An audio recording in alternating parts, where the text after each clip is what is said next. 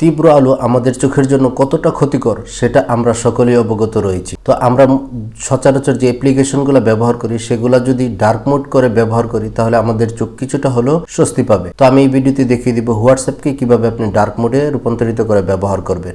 আরেকটি বিষয়, আমার চ্যানেলে যারা নতুন তারা দয়া করে চ্যানেলটি সাবস্ক্রাইব করে দিবেন এবং ইতিমধ্যে করে থাকলে অসংখ্য ধন্যবাদ। তাহলে চলে যাচ্ছি মোবাইল এনভায়রনমেন্টে। অলরাইট, আমরা মোবাইল এনভায়রনমেন্টে চলে এসেছি। এখান থেকে আমরা হোয়াটসঅ্যাপ অ্যাপ্লিকেশনটি ওপেন করব, তাই আমি ক্লিক করছি। আমাদের হোয়াটসঅ্যাপ ইন্টারফেসটি দেখুন ব্রাইট মোডে রয়েছে। অনেকের এই মোডটি পছন্দ নাও হতে পারে। তো তারা কিভাবে ব্ল্যাক মোড করবেন বা ডার্ক মোড করবেন, এই 3 ডট বাটনে ক্লিক করবেন। ক্লিক করার পর সেটিং অপশনে ক্লিক করে দিবেন। এখান থেকে এই যে 3 নম্বর যে অপশনটি রয়েছে চ্যাটস, সেটাতে ক্লিক করে দিবেন। ক্লিক করে দেওয়ার পরে যে থিমে ক্লিক করবেন। এখানে দেখুন 3টি অপশন রয়েছে। আমাদের এই হোয়াটসঅ্যাপটি বর্তমানে লাইট মোডে রয়েছে, আমরা ডার্ক মোড করব। তো এই ডার্ক মোডে ক্লিক করে আমি ওকেতে ক্লিক করব। এই যে দেখুন আমাদের হোয়াটসঅ্যাপ ইন্টারফেসটি ডার্ক মোডে রূপান্তরিত হয়েছে। এখন হোয়াটসঅ্যাপের সব কিছুই ডার্ক মোড থাকবে।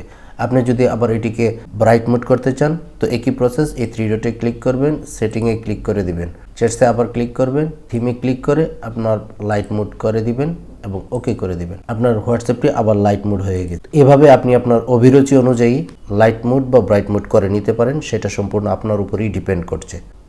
আমার এই ছোট্ট ইনফরমেটিভ ভিডিওটি ভালো লাগলে চ্যানেলটি সাবস্ক্রাইব করে দিবেন, বন্ধুদের সাথে শেয়ার করবেন। দেখা হবে অন্য কোনো নতুন ভিডিওতে। সে পর্যন্ত ভালো থাকুন। আল্লাহ হাফেজ।